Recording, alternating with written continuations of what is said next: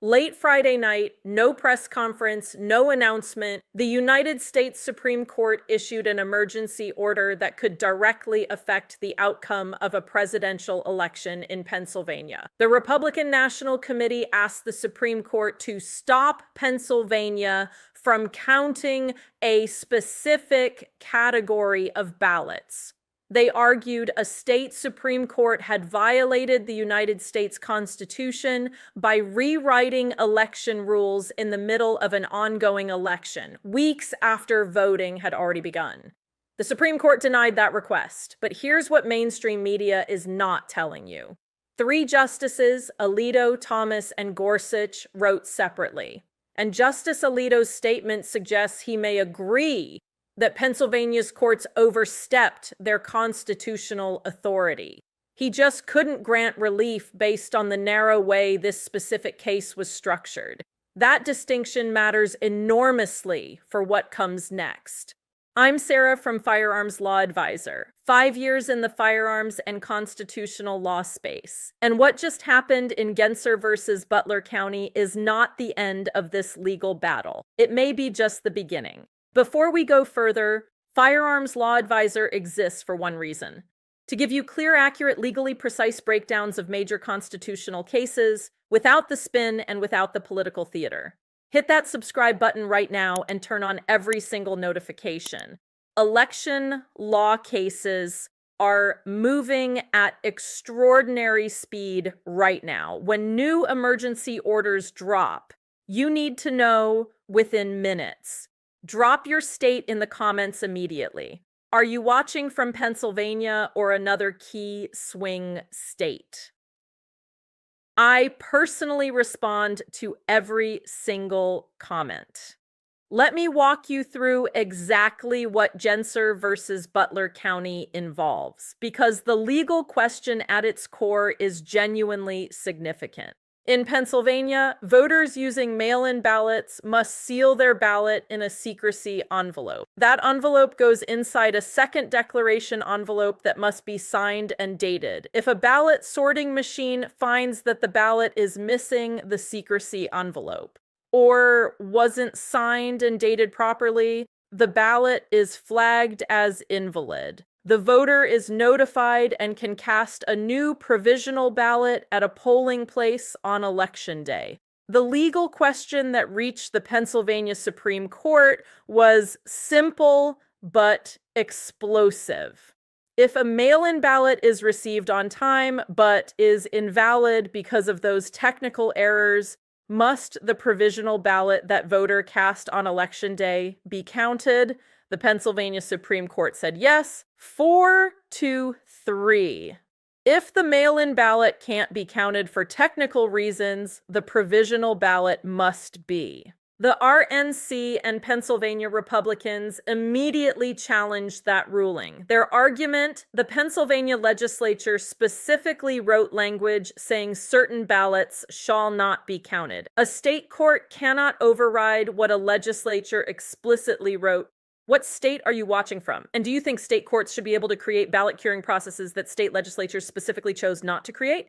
Drop your state and courts can do this, or legislature decides. Because this question goes to the heart of who controls election rules. Here's where it gets genuinely interesting, and where most media coverage is missing the most important part. The Supreme Court denied the emergency request, but the reasoning Justice Alito outlined in his statement tells you exactly why. And it's not because the court thinks Pennsylvania's courts were necessarily right. Alito's statement is direct. The original case at the lower court level involved only 2 voters who had provisional ballot issues during the 2024 primary election. Just 2 people, 1 small county. The only Pennsylvania officials who are parties to the specific lawsuit are the election board members of that 1 county.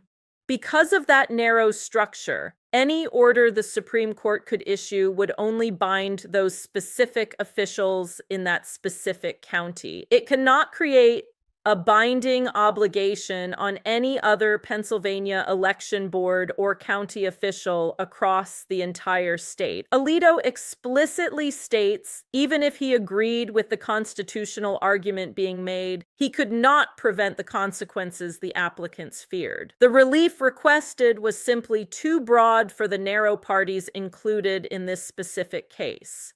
Read between the lines, Alito is not saying the Pennsylvania Supreme Court was right. He is saying the way this case was structured didn't give the Supreme Court the proper vehicle to grant statewide relief. Tell me in comments, do you think the RNC should file a new, broader lawsuit that includes more Pennsylvania election officials as parties, so the Supreme Court has the proper vehicle to actually rule on the constitutional question? Type file a broader case or too late to matter? Because the legal strategy going forward depends entirely on this. Here is the legal argument that 3 Supreme Court justices did not dismiss, and why it matters enormously going forward. The Election Clause of the United States Constitution is explicit. State legislatures, not state courts, have the authority to regulate federal elections. That is the specific constitutional provision the RNC invoked. Their argument, when the Pennsylvania Supreme Court rewrote the rules governing what happens to invalid mail-in ballots and created a provisional ballot remedy that the legislature specifically chose not to create, they violated that constitutional boundary. Courts interpret laws, they don't rewrite them. And they certainly cannot create ballot curing processes that the legislature deliberately left out of the election code. The 3 dissenters in the Pennsylvania Supreme Court agreed. They said the election code language is clear and unambiguous. A provisional ballot shall not be counted if the mail-in ballot was timely received. The legislature used shall not, the clearest possible mandatory language. A state court has no authority to turn shall not into shall. This exact constitutional argument that state courts are usurping the legislature's constitutionally assigned role in regulating federal elections is the same argument that has been circulating through election law cases for years. The Supreme Court has never definitively resolved it. And based on Alito's statement, it's not resolved now either. It's waiting for the right case to reach the court in the right way. Drop your prediction in comments. Do you think the Supreme Court will ultimately rule that state courts cannot create election rules the state legislature specifically chose not to create? Type legislature controls elections, or courts can interpret broadly. I want serious constitutional analysis from this community. Here's the realistic picture of where this goes, because this Supreme Court order is not the end of this story. It may be the beginning of a much larger legal battle. The fundamental constitutional question this case raised is still completely unresolved. The Supreme Court denied relief based on the narrow procedural structure of this specific case, not based on the merits of the constitutional argument. That distinction creates an open door for new litigation. Expect new lawsuits to be filed, broader ones that include the right parties to give courts the proper vehicle for statewide relief. Election law attorneys on both sides are already analyzing exactly what the Supreme Court's reasoning requires in terms of proper case structure. Expect challenges after the election if results in Pennsylvania are close. Election lawsuits historically multiply when margins are narrow. With the constitutional question about provisional ballots unresolved, any close result in Pennsylvania creates immediate litigation pressure. And expect this constitutional question, whether state courts can create ballot remedies that legislatures specifically excluded, to reach the Supreme Court again. The 3-justice statement from Alito, Thomas, and Gorsuch signals that at least some members of the court believe this is a question worth answering. They just need the right case to answer it in. This is exactly how major constitutional questions develop in American law. Not through one clean ruling, but through a series of cases that gradually force the court to confront the question directly. Comment your honest assessment. Do you think Pennsylvania's results in this election will be close enough to trigger post-election lawsuits based on these provisional ballot issues? Type too close, lawsuits coming, or margin will be clear. I want real predictions from people watching these states closely. Let me step back and put this ruling in its broader constitutional context, because this case is part of a much larger pattern that every constitutionally informed American needs to understand.